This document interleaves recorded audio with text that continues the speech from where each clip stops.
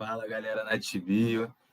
Antes de mais nada, quero lembrar vocês, curtam aqui a nossa live, não esqueçam de também se inscrever no nosso canal, se inscrever no nosso evento, né? E também entrar nas nossas redes sociais. A NatBio tem Facebook e Instagram. Só você colocar na Atbio, NAATBIO, que você entra nas nossas redes sociais, que você vai receber nossos conteúdos. E na inscrição do nosso canal você também vai ver bastante conteúdo. Seja quem entrar aí vai ver que tem várias palestras que já aconteceram. Temos vários quadros muito interessantes, como Vozes da Natureza. Vocês vão ver pessoas, né, conhecidas, famosas, vamos dizer assim, falando também um pouco, né, nesses quadros. Então é isso. E hoje, nosso evento, né, como o de ontem, que foi muito especial, também vai ter a participação, né, de vários palestrantes aí super interessantes. O primeiro, nosso amigo Anderson, que está aí embaixo, né, vai falar sobre lideranças em ambientes naturais. Ele que é diretor aqui da NatBio, ele que é guia de turismo, um cara aí conhecido aí na área ambiental, principalmente do Rio de Janeiro, né, não, Anderson? E ele é um cara que sabe tudo de liderança em ambientes naturais. Então, cara, eu já assisti uma palestra dele falando sobre esse tema, é muito interessante. Então, vamos aproveitar bastante. Beleza, beleza, maravilha. Então, pessoal, meu nome é Anderson Montanha, eu trago um tema, né, que é ligado à liderança, né, em ambientes naturais. A gente tem essa proposta de passar esse conhecimento contando um pouco de história, de alguns conceitos e trazemos alguns exemplos, né? Esse é uma temática que a gente aborda também não só no mundo natural, mas também como no mundo corporativo, onde a gente entende que existe uma necessidade muito grande de ter cada vez melhores líderes para cada vez existirem melhores equipes. Natália e André, eu vou abrir o slide aqui. Caso não esteja aparecendo, vocês me dão só um retorno, ok? Tranquilo.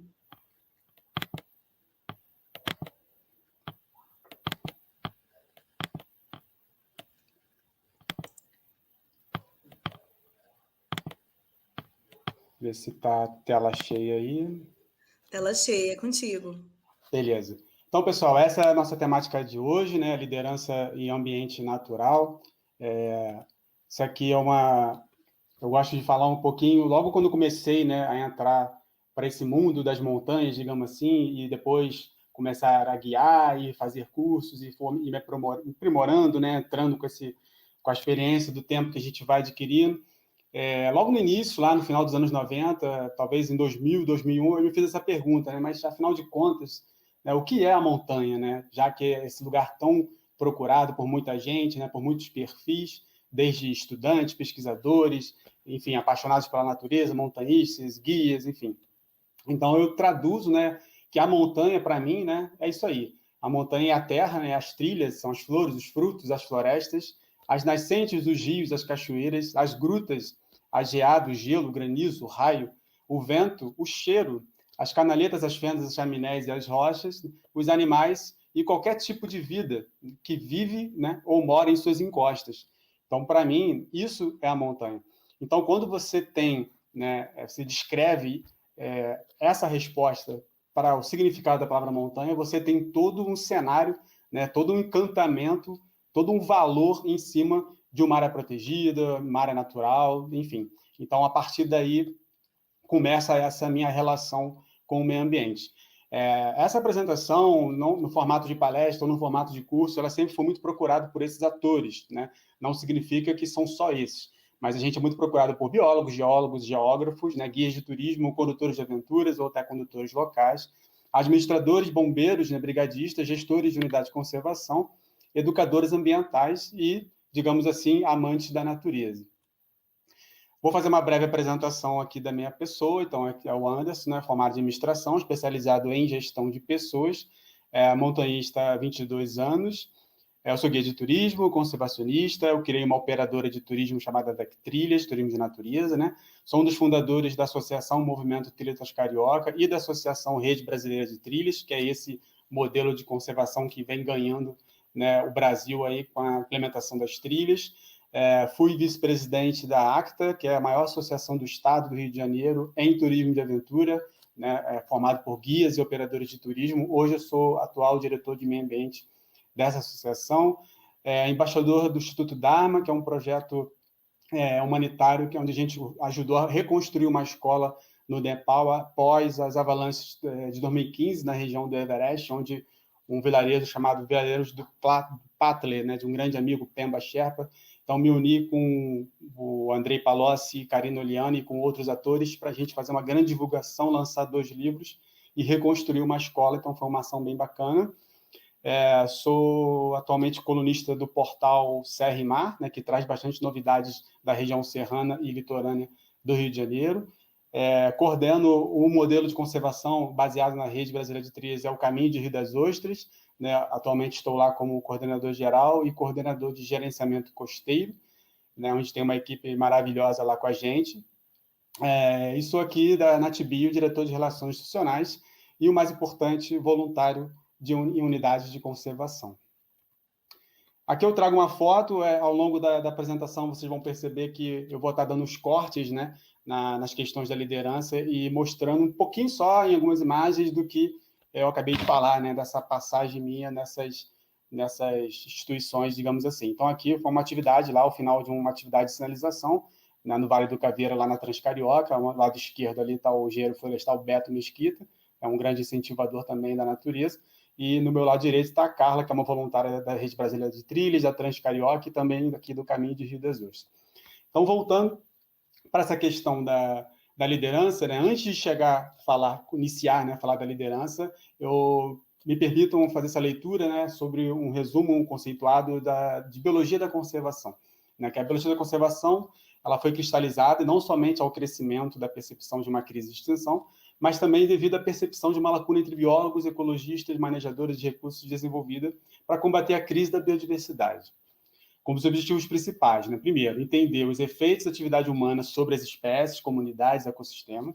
E segundo, desenvolver abordagens práticas, né, para prevenir a extinção de espécies e, se possível, reintegrar, né, espécies ameaçadas ao ecossistema funcional. Passar esse conhecimento, né, passar esse valor, esse encantamento, é fundamental para a permanência da nossa biodiversidade. E esse também, né, é um dos papéis aí do líder de ambientes naturais. Então, para ser um líder, né, você precisa conhecer muito bem o local a ser visitado. Né? E, mal ou bem, você está levando pessoas, né, seja como um guia de turismo, seja como um líder de uma pesquisa, seja como um trabalho de implementação de trilhas. Então, você é a pessoa que está sendo, né, está representando um grupo. Então, você tem que saber, tem que conhecer bem esse local, né, tem que identificar, né, que tipo de bioma que é esse local, né, dentro do Sistema Nacional de Unidade de Conservação. É importante que você tenha esse conhecimento de que categoria ele se encontra, se ele é uma rebio, se ele é um parque nacional, se ele é uma APA, se ele é uma reserva extrativista, até para você saber quais são as normas e regras de parque, né, ter acesso ao plano de manejo, saber que animais você vai encontrar ali, para você passar para o seu grupo, né, para os seus liderados, né, o que vai ter naquele local, o que você pode encontrar, e passar o conhecimento no detalhe, né, do que tem ali. Né, porque, como eu já comentei algumas vezes, é muito fácil você pegar um grupo, né, e atravessar umas praias selvagens, ou fazer uma trilha e chegar no Belo Mirante, e voltar a fazer sua foto, mas não falar um pouquinho, né, da área, se for uma restinga, se for um manguezal, que tipo de animais que tem ali, qual é a importância do fungo, da qualidade do ar, das espécies, do solo, enfim, você fazer de um atrativo que seria só aquele pico, só aquele mirante, né, o início ao fim da trilha. Mas se eu fosse perguntar para vocês, assim, de onde veio a liderança? Tá, o líder tem que conhecer e tal, mas de onde surgiu isso? Foi agora na Revolução Industrial? Foi na era Lula? Né? Quando foi? Foi em 1500, na descoberta do Brasil? Se eu mostrar essa foto para vocês, né, e falar assim, pessoal, o que vocês estão vendo nessa foto? Né? Acredito eu que a gente tem várias interpretações, várias percepções. Muita gente vai falar assim, essa aí é a Mata Atlântica. Né? Outros vão falar, isso aí é uma trilha ali à direita e tem ali um pau-ferro, e é isso. Outros vão falar, nossa, é uma floresta fechada, aparentemente úmida, mas ali atrás daquela árvore tem umas folhas de palmeiras, talvez seria bom para fazer um abrigo à noite. Eu vejo nessa foto muita vida, né? Aparentemente deve ter muitos pássaros, muitos barulhos, né? A natureza fluindo, e com certeza, por ser Mata Atlântica, deve ter um barulhinho de rio lá no fundo. Então, assim, a interpretação, né, de cada imagem é a experiência de cada um. Então, às vezes, você vai pegar uma pessoa meio que cru, né, vamos dizer assim, e vai ver essa foto e vai falar, isso aí eu tô vendo só mato, cadê? Tem alguma coisa aí nessa foto? Não tô vendo nada. E a pessoa fala que não tá vendo nada, né? E outros vão falar, nossa, tem tudo nessa foto, né? Olha só, é um quintal, eu gostaria de morar nesse lugar. Então, de onde vem a liderança? Então, pessoal, a liderança ela é mais antiga do que parece, né? A liderança ela vem lá de 4.000 anos antes de Cristo, né? Ela vem da Mesopotâmia, né? Então, como é que começa? De onde surgiu os primeiros vestígios, né? Então, é isso. É a necessidade de viver em conjunto, né? A sociedade surgiu, esses pequenos líderes surgiram por quê? Porque começaram a perceber, né, e identificar uma criatividade e o desenvolvimento de alguns conhecimentos e habilidades para trabalhar no meio físico naquele primeiro momento, naquela época. Então, quem era criativo, o cara que inventou a roupa, que inventou uma arma branca, que inventou um abrigo, que criou alguns instrumentos e ferramentas, ele era diferenciado. Então, você tinha aquele cara que, pô, esse cara é o cara que faz abrigo, que vai nos proteger, vamos seguir ele, vamos andar com ele. E aí surgem, né, os primeiros vestígios de liderança. A partir daí, isso foi, né, aumentando, foi potencializando até chegar nos moldes mais recentes, onde vem as grandes corporações, e você também começam a ter esses destaques aí já dentro das organizações quando a gente fala de meio corporativo. E no meio natural, quando você tem uma pessoa que tem uma vasta experiência dentro das áreas protegidas, que já viveu uma série de situações, né, e aí ele traz com ele a experiência, e ao longo dessa experiência ele vai ali pincelando ali um curso de primeiros socorros, um curso de orientação, um curso, enfim, vai se aprimorando para ter ali uma liderança, vamos dizer assim, reconhecida.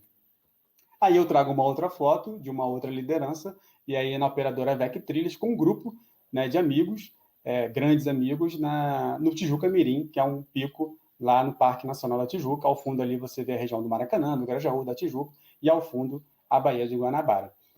Mas a liderança tem seus conceitos, né? Então, se você jogar no Google, você vai encontrar que a liderança é uma arte de comandar pessoas, atraindo seguidores, influenciando de forma positiva mentalidades e comportamentos. A liderança também traz, né, ela pode surgir de uma forma mais natural, né, que é quando uma pessoa se destaca no papel de líder, sem possuir nenhuma forçação de barra, né, nenhum cargo de liderança. Né, porque às vezes a pessoa é um líder porque botaram ele lá e ele é o líder. Né, mas é um tipo de liderança informal. Qualquer um líder que é eleito por uma organização passa a assumir uma autoridade. Então, ali ele exerce, né, a liderança formal e cabe a ele, né, realmente ser reconhecido como líder, aquela famosa história, é um líder ou é um chefe? Né? E também tem um conceito que diz que o líder tem a função de unir elementos do grupo, né, para que juntos possam alcançar os objetivos. A liderança está relacionada à motivação, porque o líder eficaz, ele sabe como motivar esses elementos, seu grupo ou equipe. Então, esse terceiro, logicamente, todos eles se complementam, mas esse terceiro ele traz muito um pouco da essência desse ambiente natural. Porque isso é o melhor objetivo, né, num ambiente de equipe. Né? Apesar que você tenha uma expedição num deserto ou numa área polar, não importa onde, você conhecer sua equipe e trazer ali elementos para o grupo, né? A expertise de cada um, você enriquece aquela atividade e você não é que você deixa de ser líder, você continua sendo líder, mas você coloca a responsabilidade e deixa a atividade muito mais atrativa. Existem novas abordagens que defendem que a liderança é um comportamento que pode ser exercitado e aperfeiçoado, né? As habilidades de um líder que envolvem muita carisma, paciência, disciplina, respeito, principalmente capacidade de influenciar pessoas, né, seus subordinados. Existem alguns tipos de liderança, né? Vou dizer aí que existem os 3 clássicos, né? Que a liderança se define aí a autocrática, né? A democrática e a liberal. Mas se eu fosse perguntar, mas qual é o melhor modelo para um ambiente natural? Bom, depende, né? Depende da situação, depende do que você está vivendo naquele momento. Então, trazendo aí, o nome já diz, né? A autocrática é um tipo de liderança, né, que ela impõe, né, a decisão do grupo. O líder ele não ouve opinião. Então, no ambiente natural, às vezes é necessário você ser autocrático.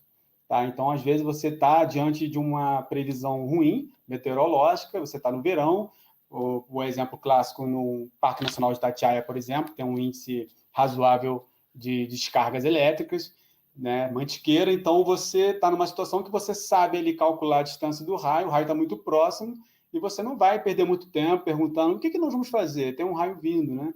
Não, tem uma tempestade vindo. Não, você vai pegar o seu grupo e falar, vamos correr para o abrigo X, abrigo Y, porque é o tempo que a gente tem é curto. Então, ele foi autocrático, né? Ele não permite, né, que o grupo opine, porque ele entende que, naquele momento, a experiência dele vai levar com segurança o grupo para tal abrigo. Né? Tem a liderança democrática, né? Que o líder estimula a participação do grupo, ele orienta, né? Ele passa, ele dá voz às pessoas e deixa a atividade mais participativa.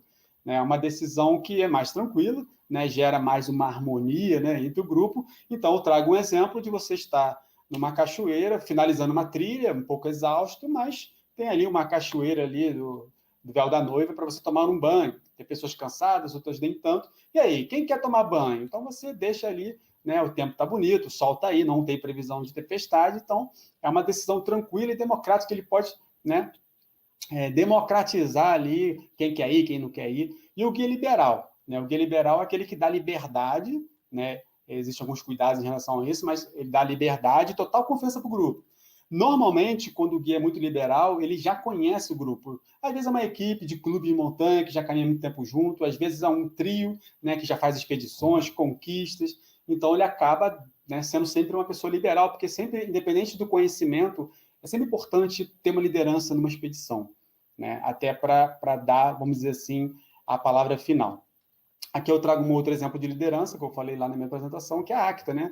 Essa aí é a Associação Carioca de Turismo de Aventura. Aí estão alguns dos gestores dessa associação, é a maior associação estadual de guias de turismo nessa especialidade. E nessa foto aí à esquerda, no meio ali, onde tem um cadeirante, essa atividade foi muito rica. A gente fez um trabalho social e a gente levou para a montanha e potencializou ali, vivenciou, né, surdos, mudos e cegos, deficientes físicos a descerem de rapel. Então, foi uma experiência, para mim, muito enriquecedora. Com certeza, para eles também, que tiveram, principalmente o cego, né, a coragem incrível aí de descer um penhasco sem olhar nada, né? Então, foi uma experiência bem, bem interessante para a gente. Voltando para as características da liderança, né, a gente vai ter esses perfis aí, né? Um líder motivador, o líder analítico, o líder objetivo e o líder espontâneo. Diferente, né, do autocrático, do democrático, do liberal, que a situação vai trazer mais esse perfil, né?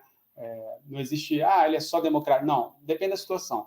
E nas características, não. Nas características você já pode encontrar, sim, né, uma liderança mais motivadora, mais analítica, né, outra mais objetiva e outro mais espontâneo.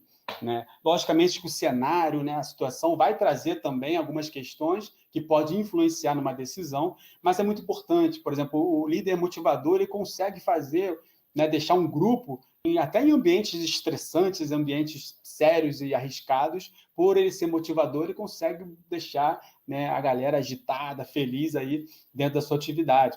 Às vezes o analítico é aquele cara que tem tempo de analisar uma situação, tá vindo, tá chovendo, você está com como é que está a luz, lanterna, como é que está o socorro do pessoal? Ele vai analisar, né? Então, assim, existem vários exemplos dentro das características, né? O objetivo é a mesma coisa, né? Ele já vai direto, ele não pensa muito, diferente do analítico. E o espontâneo, né?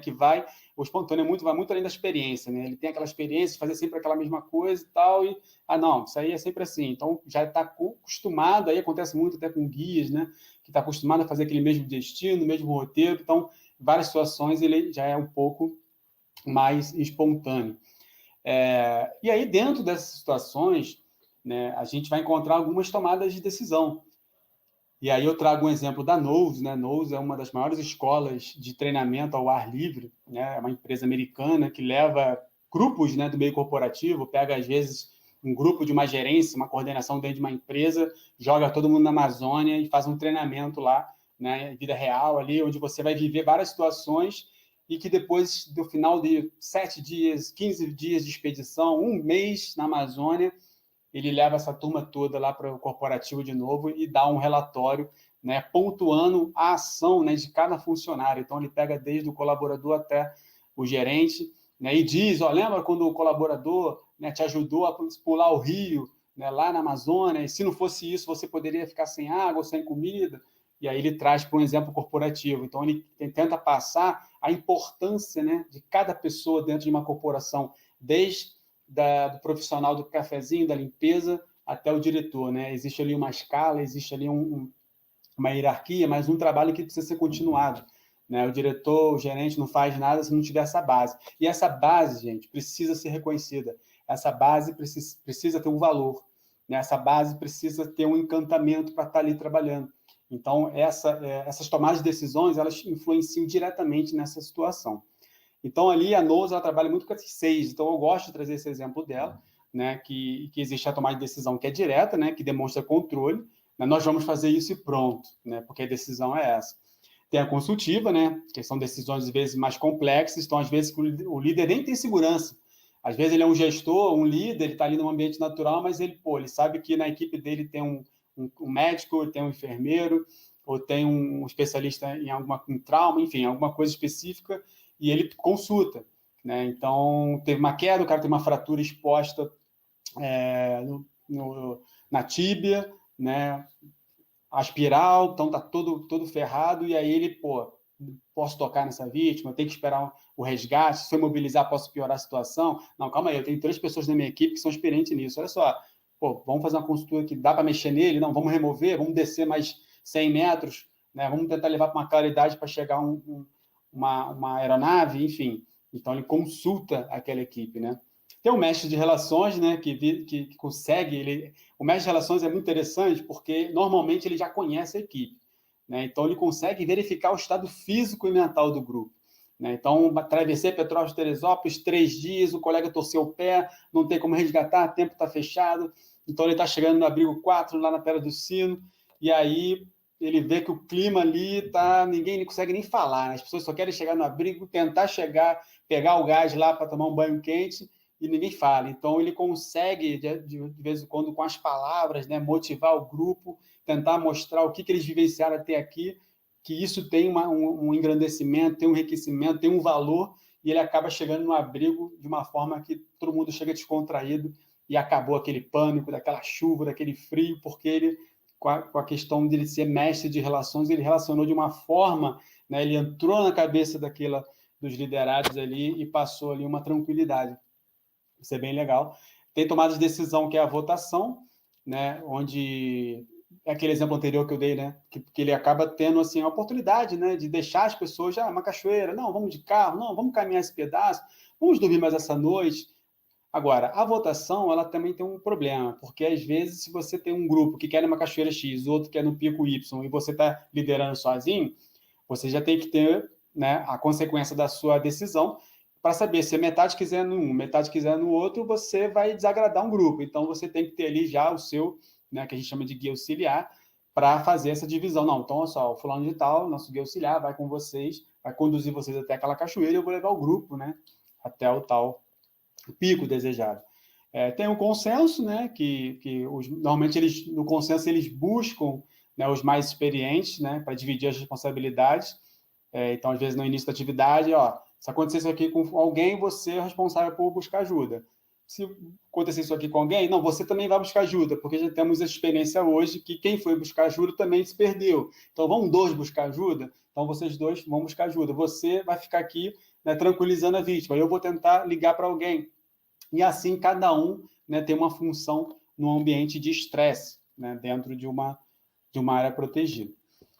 E aí, dentro dessas lideranças, a gente tem a figura, né, das habilidades, né, que a gente chama de hard skills, né, e soft skills, né, que são as habilidades comportamentais e as habilidades técnicas, né. Isso aí já tem uma ligação maior com estudos, né, que dizem que a comportamental, né, são competências mais da personalidade, né, do comportamento em si do profissional mesmo, né, que envolve aptidão, emoção, né, o social, né, que pode ser habilidades mais particulares, mas que nascem de acordo com essa experiência que você tem, né? Então, você traz ali muita vivência, né? E aí entra a cultura, entra a criação, a educação, né? Esse momento que você se relacionou com tantas pessoas, né? Entre várias expedições que você fez, né? E tem como exemplo, né, o comportamento, a comunicação, você começa a se expressar melhor, você tem facilidade para resolver conflitos, né, resolução de conflitos, tomar decisão com segurança, você tem uma empatia, né, na hora de falar com as pessoas,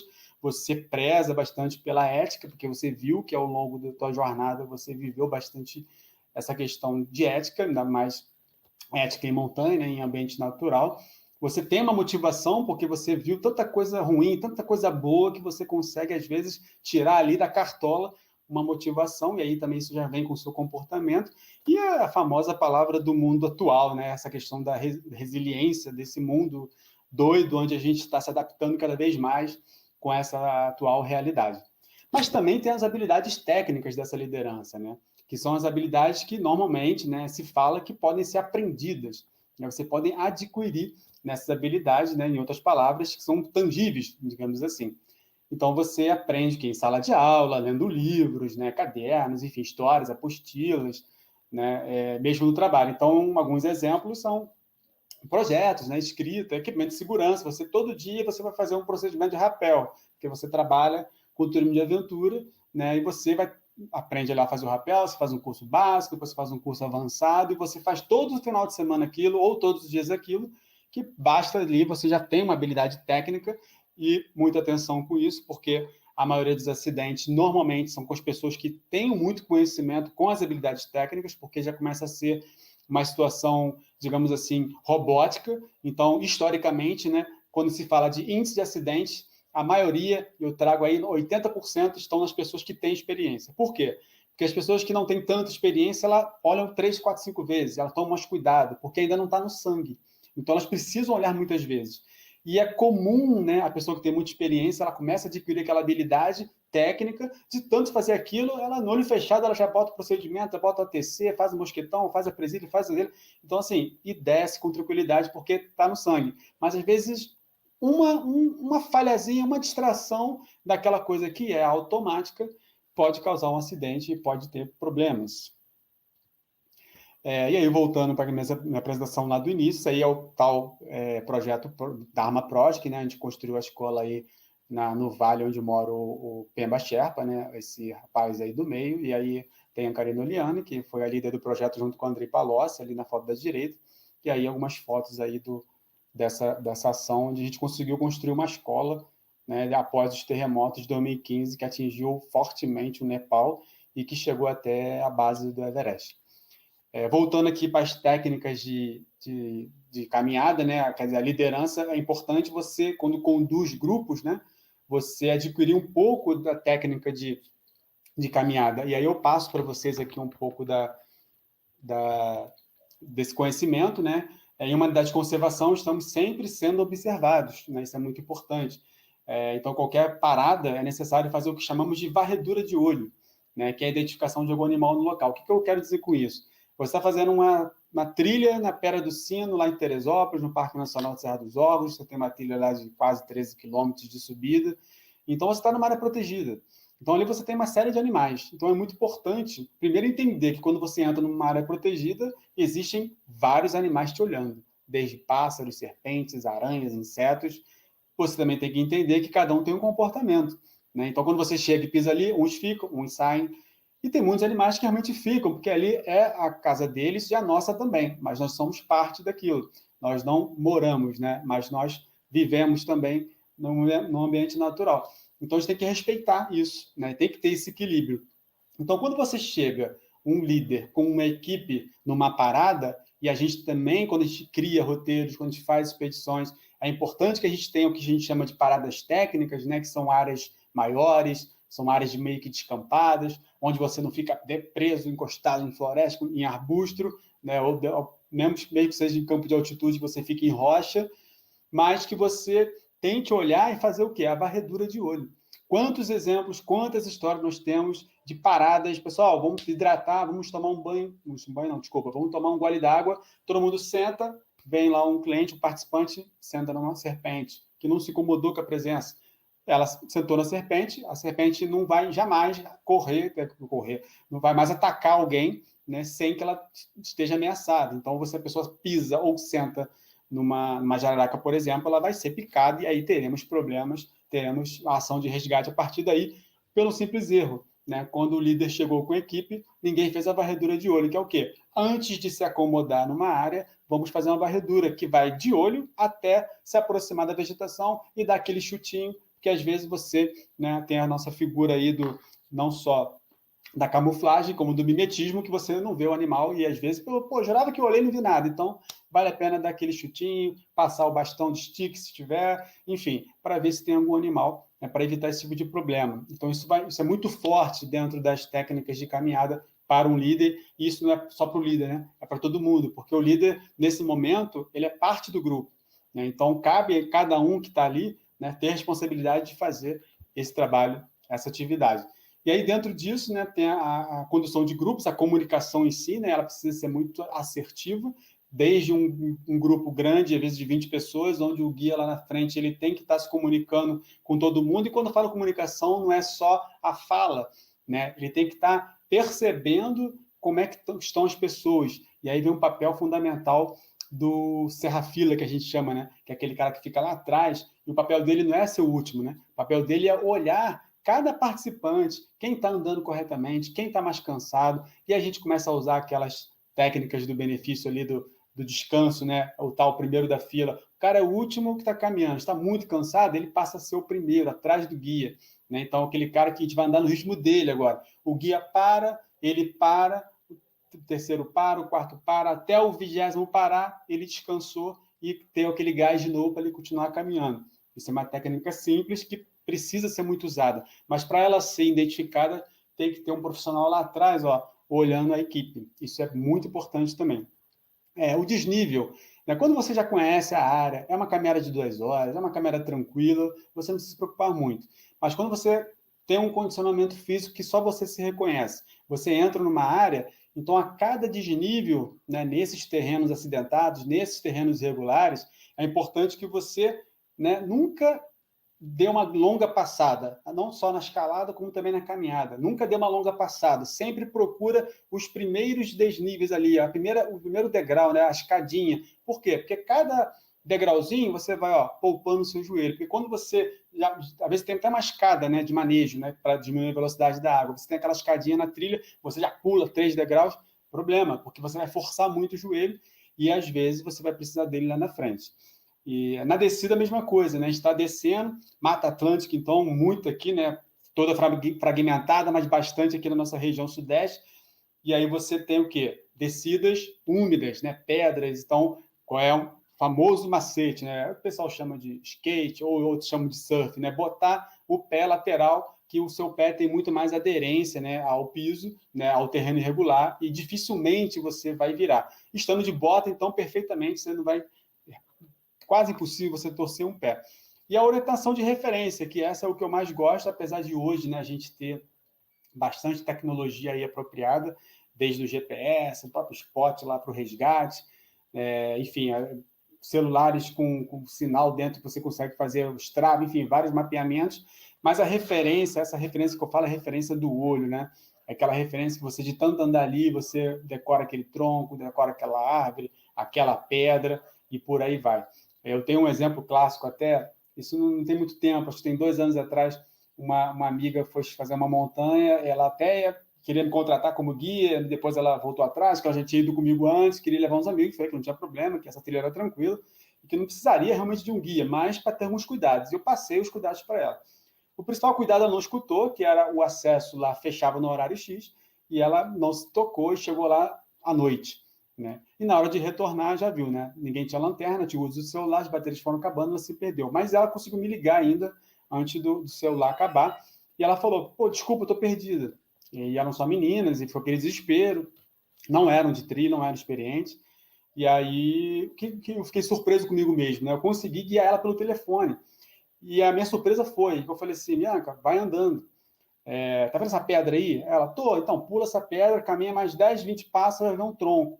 Aí ela, sim, tem um tronco aqui mesmo. Eu falei, sim, tem um tronco. Você pula esse tronco, vai ter 2 pedras, uma rocha rachada no meio. Você entra nessa esquerda, nessa direita. Aí ela, mas tem uma pedra rachada mesmo. Eu falei, sim. E ela ficou surpresa que eu, de casa, conseguia falar o que ela estava vendo, né? No ambiente de cenário, quer dizer, Mata Atlântica anoitece mais cedo. E bom, por que isso? Porque de tanto você fazer aquele roteiro, tanto fazer aquela trilha, você começa a decorar os caminhos, e numa situação dessa você consegue tirar uma pessoa com segurança. Um tempo mais para frente, ela encontrou um grupo de escaladores que guiou o grupo até o final.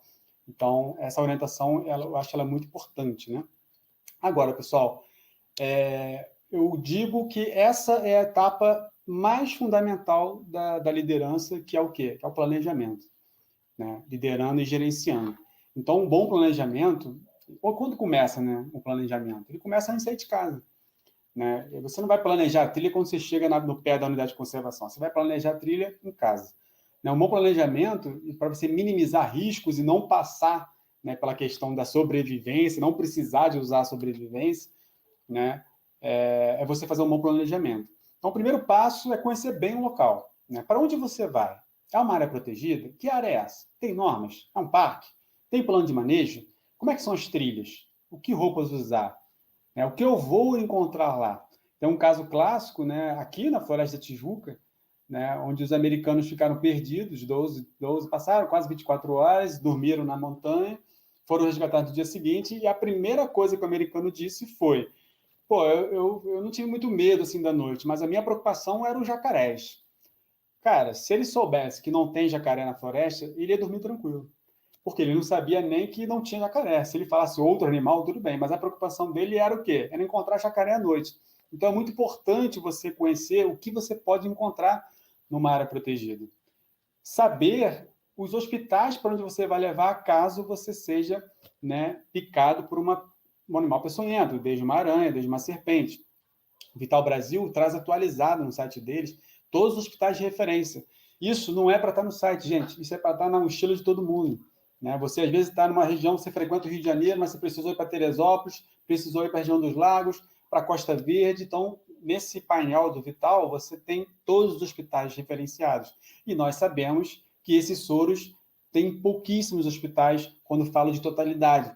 Então, no Rio, por exemplo, se você está na Barra, só tem no Lourenço Jorge, o mais próximo. Então, assim, dependendo de você tiver, né, todo mundo sabe, aí coral mais difícil, né, o índice, vamos dizer assim, mas Jararaca tem um índice considerável, então, dependendo do corpo, dependendo do volume que foi injetado, mas, enfim, a gente coloca aí 5 ou 6 horas para você chegar e tomar o soro. Então, dependendo do lugar que você tiver, ou é um resgate, vai ter que descer, até no próprio alto da Pedra da Gávea, tomou uma picada lá em cima, se você não tem um resgate aéreo, você já está complicado a sua situação, que para você ser removido até lá embaixo e chegar no hospital, você está com problema.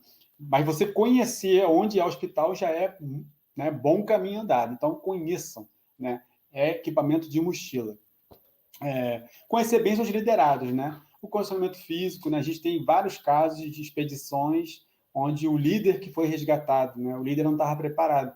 Na verdade, ele era um líder conhecido, um líder preparado, mas o tempo vai passando, as pessoas vão envelhecendo e ele continua naquela mesma função e ele mesmo não percebeu que a saúde dele estava prejudicada. Então, é importante você tentar ver um histórico ali, um conhecimento lógico. Todo mundo, né, pode ter um problema, todo mundo pode passar mal, mas é importante você também conhecer tanto o líder quanto os seus liderados, né? Porque quando a gente passa a nossa ficha, né, de termo de conhecimento de risco, já conhece, já faz trilha, é muito comum o cliente, né, o participante, enfim, mentir, né? Porque ele deseja tanto ir naquele lugar. Né? Eu já levei pessoas aqui no Rio, lá no Pico da Tijuca, uma caminhada simples de 1h30, e pessoas que quase morreram, né? Falta de ar, não aguentava, e a pessoa falou que tinha uma grande experiência na Serra dos Órgãos, do lado de Petrópolis, então aquilo me deixou muito tranquilo. Né? E, na verdade, depois ela falou que mentiu, porque ela queria muito subir aquela montanha, porque disseram para ela que do Pico da Tijuca você olhava todo o Rio de Janeiro, então a emoção ali, o desejo, fez com que ele mentisse, né? Então, isso é uma coisa que as lideranças, né, os guias, principalmente, precisam ficar alertas nessa situação do preenchimento desse documento. A sensação, né, de todo o material, equipamento, do ok, né, é importante o guia, e não só o guia, aí todo mundo que está numa área protegida ter sempre primeiros socorros e kits de sobrevivência, que aí já vai para aquele lado mais de possível pernoite, alguma coisinha que você possa fazer cortar algo. É bom levar, para não levar peso, né? Hoje você tem um saco de dormir que ele é menor do que minha mão, dobradinho, né? Que é aquele plástico que abre, você tem aquela onda de calor, você consegue ter uma noite tranquila num caso de emergência. Isso pode acontecer, gente, em qualquer lugar, até numa trilha mais simples, que você chegou mais tarde, né, subiu depois do almoço, desceu no final do dia, torceu o pé lá em cima. Está no Rio de Janeiro, mas você vai demorar ainda 2, 3 horas com o pé torcido para chegar lá embaixo, vai precisar dormir na montanha. Então, é importante você ter aquele espacinho da mochila para levar esse tipo de material. Meteorologia, pessoal, isso aí logicamente, nós temos vários exemplos de microclimas, né? Tá dando que vai fazer sol, chega lá, você pega uma tempestade. Serra dos Ogros é muito clássico isso, né? Você vai para a Serra dos Ogros, não é verão, clima bom, e chega lá, você pega uma tempestade, você, gente, o que está acontecendo? Eu acabei de ver, não tinha nem nuvem. E forma aquela nuvem, de repente, ela fica ali 3 horas, mas é o suficiente para dar uma descarga ali, ou granizo, ou raio, enfim. Quem já viveu isso sabe o que eu estou falando. Mas você pode, por exemplo, presumir algumas coisas e evitar, por exemplo, o acidente que teve em Itatiaia, né, numa cachoeira onde teve uma tromba d'água, que as pessoas viram a meteorologia, era sol para Itatiaia, né, o rio que nasce em Itamonte, né, e, logicamente, a previsão em Itamonte não era boa. Então, gente, área protegida, ampla, a previsão do tempo não é só onde você está indo, a previsão do tempo é no entorno. Existe uma variação muito forte de ventos que podem mudar o clima de uma hora para outra, ainda mais em região de montanha. Então, se ele tivesse visto a previsão de Itamonte, ele vê que estava tempestade para Itamonte. O rio ele tem um aumento de volume, né, gigantesco e fez com que, né, causasse essa grande surpresa. E esse exemplo a gente tem demais aqui no Paquequé, na Serra dos Ogros, ali no Parque de Guapimirim, na subsede, né, onde chove lá na cabeceira do sino e vem aquela tromba d'água rasgando e as pessoas estão no sol em Guapi, mas lá no alto da serra está aquela nuvem negra e caindo chuva lá. Então, a meteorologia ela precisa ser mais ampliada para dar mais segurança. E a preparação do corpo, né, pessoal? A preparação do corpo é a saúde, né? Isso é muito importante também você preencher corretamente numa ficha, numa atividade, mas também, né, se conhecer. Né? A gente se conhece quando não está bem. Falar não é vergonha, não é medo para ninguém. Olha, não estou bem, não tomei café da manhã, eu acho que eu não vou chegar, não. Não, beleza. Então, você conversa com o líder, conversa com o guia, e aí você tenta passar, e o guia também vai saber fazer, né, uma ação para melhorar essa atividade. Tem os objetivos, né, pessoal? Que é sempre trazer todo mundo com segurança para casa. É lógico que ele buscou aquela situação, seja uma pesquisa, seja uma atividade de turismo, ele quer chegar naquele pico. Né? O objetivo dele é o pico, mas o objetivo de quem está levando, né, dessa liderança é o quê? É trazer a pessoa com segurança. Né? E a gente sabe que, historicamente, isso não é só no gelo já é muito comum, já é muito conhecido, né? Eu falo de alta montanha, Andes, Himalaia principalmente, que 80%, 90% dos acidentes são na descida, onde o corpo já está relativamente cansado, você deposita toda a sua energia para atacar o cume e na volta tem aqueles acidentes. E a mesma coisa em montanhas mais baixas, em regiões aqui como os nossos biomas. Você, para a Pedra do Sino, você desce a Pedra do Sino, quando você chega naquele finalzinho ali de pedra, aquele monte de pedra, tua perna já está bamba, tu acabou de vir de uma travessia de 3 horas e facilmente você torce um pé. Então, é muito cuidado com isso, né, com os acidentes, muita atenção na descida. Então, mas é preciso ter uma meta? Sim, preciso ter uma meta, que é o pico beirante o atrativo desejado, mas tem que ter sempre essa que a gente chama de metodologia, né, essa estratégia. Como diz lá o Seneca, lá, né, não há vento favorável para quem não sabe onde quer chegar. A comunicação entre a equipe é muito importante, né, é extremamente importante. Então, ela pode ser via rádio, palavra-chave, né, apito, né, e o espírito de equipe, né, que traz a questão da motivação, da união, da empatia, né, entre outros. A gente tem a questão do plano de resgate, né, uma pessoa que conhece bem o local, ela sabe que existe ali um caminho, né, mas ela sabe que, como é que ela monta, né, uma estratégia? Ela sabe que ele tem um caminho, se tem um acidente, ela sabe, se tiver um acidente aqui, eu tenho essa fuga, essa trilha plano B. Se for um acidente aqui, não, estou perto do litoral, eu tenho um contato de um barqueiro que vai me resgatar. Então, assim, quando você faz, né, você planeja naquela atividade, você analisa o quê? O cenário. É o que eu chamo de análise de cenário. Você coloca, assim, em cartas, né, uma série de situações que podem acontecer e você já começa a mapear, né, o que seria melhor. Isso é fundamental você fazer em qualquer destino, em qualquer roteiro. Né? Tem muito isso ligado ao SGS também. Mas você cria ali situações, né, se acontecer isso, eu vou fazer isso. Isso. Por quê? Porque se você deixar pensar isso na hora, né, você pode ter grandes problemas. Então, preparação da rota, tipo de remoção, né, como é que vai comunicar, quem vai fazer, todas as possibilidades estão dentro da análise de cenários. Aqui eu trouxe uma foto também de uma outra liderança, que são os gestores aí do Caminho de Rio das Ostras, né? Um trabalho muito especial que está sendo feito lá na região da Costa do Sol. Então, aí também uma atividade onde a gente está capacitando e está cada vez mais juntando voluntários por um bem maior, por um propósito maior, que é a conservação da natureza.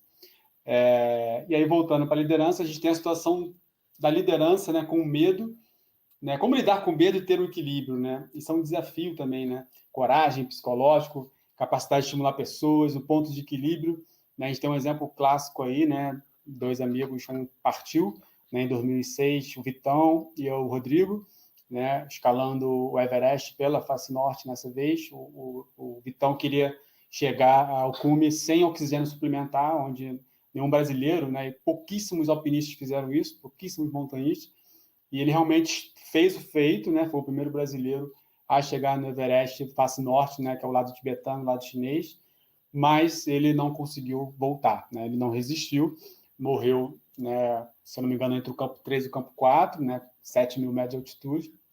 Então, Rodrigo voltou, né, depois ele teve problemas psicológicos, né, não queria voltar mais para a montanha, porque não ia imaginar que o amigo dele tinha ficado lá para sempre, mas depois ele voltou, fez montanha, enfim. Então, você lidar com isso, né, ter essa coragem, lidar com esse psicológico, né, no ambiente que você, tanto pela face sul, pela face norte, você sobe e você encontra uma série de corpos, dependendo da situação. Então, a capacidade de você tem que ter de lidar com isso e passar para a sua equipe também é muito forte, né? E dentro disso, a gente também tem a velha história, né, que tem muito no corporativo também, né, que é a gestão de conflitos, né? Não devemos ter medo dos confrontos. Até os planetas se chocaram, né, e do caos, né, nasceram as estrelas, já disse, né, Charles Chaplin. Primeiro devemos identificar o ponto-chave, né, como resolver esse conflito. Identificar o ponto-chave, né, qual é o conflito, né? Posteriormente, entender, né, ambos os lados. Isso já é muito difícil que aconteça. As pessoas têm lá o seu lado e não querem ouvir o lado do outro. Então, já é o primeiro obstáculo. E analisar separadamente as duas situações, né? Você vai analisar separadamente e depois simultaneamente, para tentar chegar no equilíbrio. Nem você, nem eu, mas a gente pode chegar num consenso que pode ser bom para os dois. Eu trago um exemplo rápido e simples da jaqueira, né? Jaqueira, todo mundo conhece, uma planta exótica aí, espalhada aí por várias áreas protegidas no Rio de Janeiro. E lá na Floresta de Tijuca a gente tem um problema lá, porque a gente tem muita jaqueira e nosso macaco prego já é adaptado a essa árvore, né? E além de ser um dispersor de semente. Então, muitas pessoas querem tirar a jaqueira de lá, porque é uma planta exótica, que ela não deixa outras árvores crescerem. Nós temos trechos, né, ali na região do Horto, na região do Parque Lage, que tem muita quantidade de jaqueira, que você tirar, você praticamente acaba a floresta.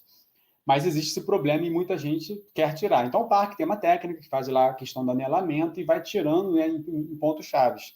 Então, existe essa pessoa que quer eliminar as jaqueiras. Mas aí vem o rapaz da primatologia que diz que o macaco dele é dependente dessa árvore. Não pode tirar essa jaqueira daí. Pelo amor de Deus, se tirar as jaqueiras, meu animal não come. Então, você já tem um conflito aí de um que defende e um que quer tirar. E aí você vê um geólogo que fala assim, olha, eu estou vendo que o parque está tirando jaqueira, mas está tirando de área de encosta. Então, você não pode tirar de área de encosta, porque quando você mata uma jaqueira de área de encosta, você cria uma grande bolsa no solo, e aí, nos dias de chuva, você potencializa, né, o deslizamento de terras. Você não pode tirar essa jaqueira daqui. E aí vem a família que plantou a jaqueira e tem um amor pela jaqueira. Então, você já tem uma situação simples, 4 situações onde você vai ter que gerir conflitos. Então, você tem que tentar chegar no equilíbrio, e aí, a partir daí, você tem um desafio da gestão, né, das áreas protegidas, dos parques, e isso numa situação também onde você tem que decidir o que fazer com o grupo, também tem que ter esse jogo de cintura, né, que é entender os lados e tentar chegar no melhor modelo de forma mais assertiva, digamos assim. É importante, né, ser técnico, né, o líder técnico ele é uma referência, né, muitas das vezes ele consegue até fazer um primeiro atendimento, ele não é médico, mas ele tem tanto conhecimento, ele consegue fazer um primeiro atendimento, por exemplo, para estancar o sangue de alguém, né? Então, acho que isso é importante, e vou passando aqui por causa do horário. Nós temos também a inteligência emocional e a resiliência, né, que fundamental, né, adaptação de mudança por curto espaço de tempo. Então, a trilha está tranquila, estamos chegando no cume, de repente cai um penhasco, deslizamento de terra, alguém é soterrado e você tem que conseguir ali adaptar, ou você segura quem está bem, ou você vai resgatar. Então, você aprimorar isso, e eu costumo dizer que a resiliência, gente, está muito ligada à experiência, né? Não existe curso de resiliência, né? Onde eu vou estudar resiliência? Não. É você estar na área protegida o tempo todo, e aí, com o tempo, você começa a entender essa adaptação, nos momentos você vai ser mais emotivo, outros momentos você vai ser mais duro, outros momentos você vai ser mais sensível, mas é a experiência que vai te trazer isso. Tem um exemplo clássico do coreano descendo o Everest na face sul, cego, né? Ele perdeu os óculos, então a luz do gelo cegou ele, né? E tinham 2 brasileiros descendo também e viu a situação do coreano, a 8.000 metros de altitude, zona da morte, onde o organismo está congelando. E aí, né, o guia falou, vamos descer. O cliente falou, não, vamos descer não, porque vamos ajudar o coreano. O guia falou, não tem como, ele vai morrer. Como assim? Vai deixar a pessoa morrer? Ela está viva. Então, assim, o guia tinha aquela experiência, porque se eles param para resgatar o coreano, todos os 3 iam morrer, porque a situação que eles estavam era, né, totalmente desfavorável. Então, ele precisou mostrar, né, seu objetivo ali, dando as características ali da tomada de decisão, dizer, ele vai morrer. Você quer morrer com ele? Então, vamos embora. E agora, imagina também a pessoa, né, deixar uma vida ali, sabendo que a pessoa está cega e está precisando de ajuda. Mas a situação era realmente essa. E a outra era o Botas Verde, né, que é uma história clássica de um corpo, né, chamado Botas Verde, porque ele usa Botas Verde, que está lá também na face norte do Everest, e você dorme, né, porque ele é um abrigo, do lado dele tem um abrigo, então você dorme do lado de um corpo antes de atacar o cume. Então, são situações que você tem que viver com essa inteligência emocional e muito ligado ao psicológico. Aí eu trago mais uma foto aí do evento da Rede Brasileira de Trilha, a gente ganhou um prêmio lá com todas essas lideranças aí de trilhas de longo curso, né, um prêmio nacional, foi muito interessante. Tem a questão da orientação, né, que é aquela questão que eu comentei anteriormente, né, do tronco, da referência, né, característica exploratória, né, a montanha vision, pesquisa, como você vai acessar quando você vai fazer uma primeira ação, né, você analisa as últimas marcações, começa a entender se realmente é uma ação exploratória ou não, e aí sempre olhando esses detalhes da trilha, né, pegar ali uma pedra, uma rocha, e eu botei o exemplo do celular, foi justamente esse que eu contei anteriormente. Cuidado com as abelhas é muito importante, né? Esse é o animal, um dos mais importantes do mundo, mas considerado dentro do Mata Atlântico um dos mais perigosos, né? Quando você, sem querer, aí atinge um enxame, você pode ser atacado e pode ter sérios problemas em relação a isso. Tempestade elétrica, né? Uma das coisas mais assustadoras que eu já vivi em montanha, na Serra dos Ovos, eu estava no dedo da Senhora, os raios batendo no dedo de Deus, então a fuga foi bem difícil, né? Você tem aí o famoso cálculo, né? Quantidade de segundos que você demora para ver entre o relâmpago e ouvir o trovão, você conta, né, o número de segundos, né, por 3, aí você divide por quilômetros. Na verdade, você vê a quantidade de segundos que demora, né, quando bate o trovão e o barulho, e aí você faz essa divisão, você tem a quantidade em quilômetros, né, a distância do raio e é o tempo que você tem para pensar o que você vai fazer, né? Se você já estiver no meio da tempestade, tem que buscar um abrigo, né? E todo mundo sabe que o Brasil é o país com o maior índice de raios no mundo, né? E a Serra dos Órgãos tem essa plaquinha lá de serra com o maior número de raios, e nós temos a história aí de 96 ou 92, não lembro agora, do Verão Negro, onde morreu várias pessoas lá que estavam acampadas no Açu, né? Então essa história foi bem tensa. E aí, pessoal, a gente tem os cenários, né? Então, vou trazer aqui uns exemplos rápidos para vocês de cenários que a gente tem que pensar o que fazer.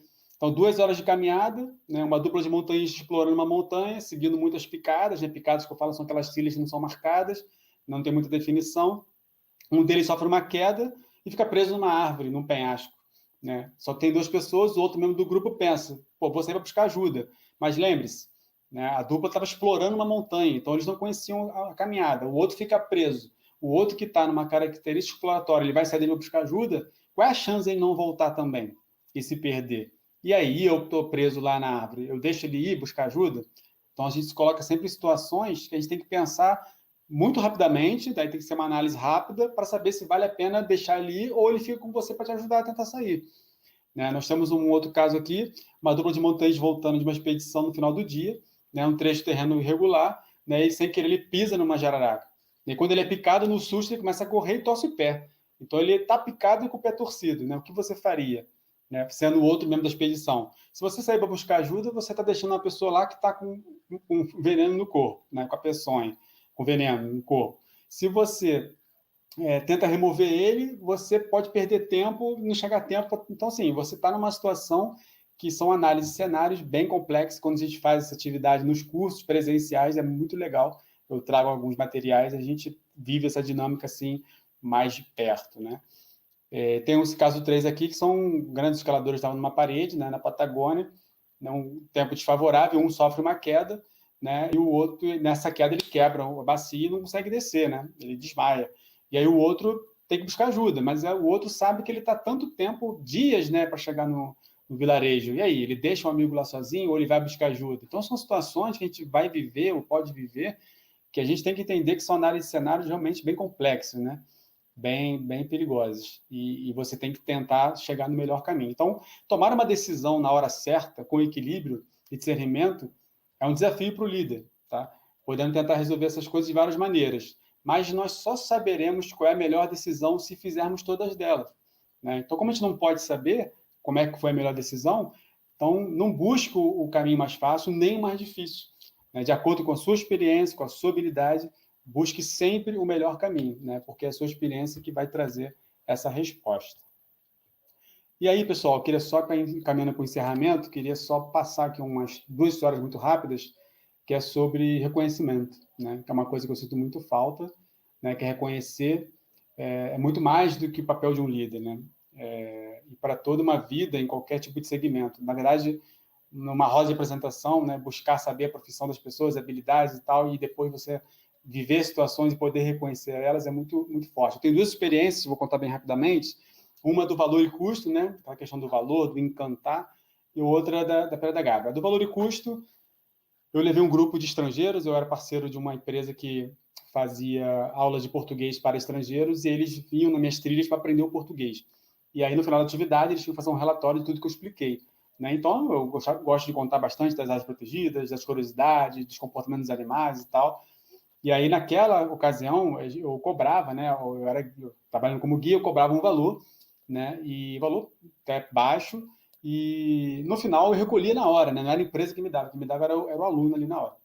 Então, quando acabou a atividade, né, eu percebi que durante a atividade foi muito uma riqueza cultural, porque eram 11 pessoas de uma de cada país. Então, cada uma falava a história do seu país, foi uma guerra assim, de cultura, muito bacana. E aí, no final, eu percebi que tinha acho que era chinês, não, um indiano que quase não falava, ele só observava, quase não falava, só observava. E eu, por 2 vezes no caminho, eu pedi para ele falar alguma coisa, e aí, tá gostando? Ele falava pouco, não sei se ele ainda falava pouco português. Mas, enfim, quando acabou a trilha, a gente fez aquela roda e foi as considerações finais. Eu chamei um dos clientes, que é o guia do Papa, né, que eu falava que era um profissional também do turismo lá de Roma, lá do Vaticano, e aí eu pedi para ele recolher o dinheiro, que era, na época era 40, 50 reais por pessoa, né? Eram 11 pessoas. E eu vi, assim, conversando, que ele estava recolhendo, as pessoas estavam dando mais dinheiro, eu não tinha troco para aquilo. E aí ele recolheu uma patoca de dinheiro assim, botou no saco e me deu. Aí eu falei, olha só, não tem como eu aceitar porque eu estou sem troco, não tem como dar para vocês vão voltar para o curso, do curso vão para os seus países, né? Aí, não, é tudo seu. Eu falei, não, mas a trilha é 30, 30, 50 reais, 40, 50 reais, isso aqui tem mais. Aí o tal indiano olhou para mim e falou assim, quanto é a trilha? Eu falei, 40 reais. Não, o custo da trilha? Não, 40. E o valor da trilha? Eu falei, 40. Não, o custo? Eu falei, 40? O valor? 40? Aí ele, não. O custo da trilha é 40. Mas a história que você contou, as curiosidades, ele foi relatando tudo que ele vivenciou naquele dia, completamente tudo. Aquilo me arrepiou até hoje. Quando ele terminou de falar em 5 minutos, tudo que ele aprendeu, né, ele falou, isso tudo é o valor da sua trilha. E, infelizmente, nós não temos o valor para te pagar. Então, aceita esse valor aí. Gente, assim, eu recebi mais que o dobro do que eu tinha cobrado para eles. Então, esse valor que ele deu à minha trilha me deu mais 5, 10 anos de vida trabalhando com turismo, né? Porque é isso que nos motiva para continuar. E aí, trazendo uma outra história também ligada ao reconhecimento, para finalizar, a Pedra da Gávea, uma menina também contratou a gente para subir, e quando ela entrou na área protegida, ela começou a se debater tudo, porque o mato atrapalhava ela, não gostava de mato, aquilo me causou um espanto. E ela continuou subindo, né? Eu preocupado, mas ela subiu até que bem até o final. Chegou lá em cima, ela ficou na beira de um penhasco e começou a chorar. Eu fiquei preocupado, fui até ela, falei, olha só, você está chorando? Não, tudo bem, isso aqui é Jéssica, o nome dela. E aí, depois eu percebi que ela começou a chorar mais ainda, eu estava históricos de suicídio, de pular da Pedra da Gávea, falei, meu Deus do céu, fui lá, me aproximei, e ela resolveu revelar. Então, ela falou que estava chorando pelo pai, o pai tinha morrido, o pai era um montanhista, né? O sonho dele era que ela subisse com ele a Gávea, ela nunca tinha subido, porque ela não gostava dos insetos, ali de mato e tal, e ela foi sozinha naquele dia vencer o medo dela. Eu perguntei pelo pai, ela falou que o pai tinha morrido, né? E só que aquele dia era o aniversário do pai dela. Então, ela precisava dar esse presente para o pai dela. Então, ela contratou a gente, ela subiu, ela venceu o medo e ainda me perguntou se o pai dela estaria ali olhando por ela. Aí eu falei que sim, dependendo de religião, com certeza ele estava aqui. E eu ainda fui e perguntei se a gente poderia fazer uma grande roda na Pedra da Gávea para cantar um parabéns para o pai dela. Aí ela falou que ia amar aquilo. E aí aquele guia inquieto, né, que não poderia pegar aqueles 11 dali do meu grupo e fazer um parabéns ali mais quietinho? Não. Eu fui, peguei várias lideranças que estavam lá em cima, vários grupos de guias, contei a história rapidinho, pedi para o pessoal se juntar ali no platô. Cara, juntou mais de 100 pessoas, ela não entendeu nada, e aí mais de 100 pessoas abriram uma roda gigante no alto da Pedra da Gávea, né, e todo mundo cantou parabéns para ela, o pai dela. Então, assim, foi uma situação inusitada que eu nunca esqueci, e com certeza ela também não, porque ela nunca mais realmente voltou para a trilha, mas todo mês, todo ano, naquela mesma data, ela mandava uma mensagem. Olá, guia, tudo bem? Só estou te mandando essa mensagem para dizer que eu nunca mais esqueci daquele dia. Muito obrigado. Eu fiquei muito feliz com aquela mensagem, né? Um ano depois, essa mensagem se repetiu, e se repetiu por 3 anos. Depois a mensagem não veio mais, né? Ou ela perdeu meu contato, alguma coisa assim. Mas aí, alguns anos atrás, né, uns 3, 4 anos que eu não recebi a mensagem, eu recebi novamente a mensagem, né, dizendo obrigado, guia, né, sei que lá, por aquele dia eu não esqueço, assinado, e aí era uma outra pessoa que não era ela. Aí me chamou a atenção, eu respondi a mensagem, foi uma mensagem de texto, e aí ela disse que era a irmã da Jéssica, da menina que estava lá chorando no pé da gata. E eu fiquei surpreso, falei, mas ela que mandava as mensagens? Ela, pois é, minha irmã faleceu. Minha irmã teve câncer, né, minha irmã não está mais aqui, e eu revirando, depois de muitos anos, o diário dela, né, ela tinha um diário que estava escrito lá, que naquela data ela precisava mandar uma mensagem para o guia para lembrar daquele dia que ela não esqueceu. Então, gente, reconhecer, né, você poder ter esse espaço de reconhecer, encantar, dar o valor às pessoas é muito importante. Então, se você hoje aí é um dono de uma empresa, é um gestor, reconheça sempre seus funcionários. No ambiente natural, reconheça as pessoas que estão com você. Acho que essa aí é a mensagem que eu queria passar para vocês. Então, pessoal, toda vez que entramos numa unidade de conservação, saímos daqui, né, desse lugar renovado. Né? É a força da natureza que proporciona esse alimento que entra aonde? Na nossa alma, né? Então, bem-vindos aí à liderança. Espero que vocês tenham gostado. Obrigada, Anderson, pela palestra. Essa última história me pega, sempre me emociona. Eu fico, nossa, nervosa aqui, mas muito obrigada pela palestra. A gente passou um pouquinho do tempo, mas a gente queria dar boa noite ao Pedro Menezes, que veio prestigiar sua palestra, e a Rede Brasileira de Trilhas, que também prestigiou aqui nos comentários. Ah, legal. E a todo mundo que está online também, gente. Boa noite a todos. Nesse momento, a gente vai abrir, como passou um pouquinho do tempo a palestra do Anderson. Perdão, pessoal. Imagina, a gente vai abrir para algumas perguntinhas, para quem quiser fazer alguma pergunta para o Anderson. Anderson, para dar boa noite também para seus convidados, fica à vontade. Valeu, pessoal. Obrigado aí com quem prestigiou, né? Desculpa aí passar do tempo, mas corri um pouquinho, que eu acho que eu ainda me estender mais. Mas, enfim, isso é o que eu queria passar para vocês, um pouquinho dessa liderança, e espero que tenha contribuído aí com alguma coisa.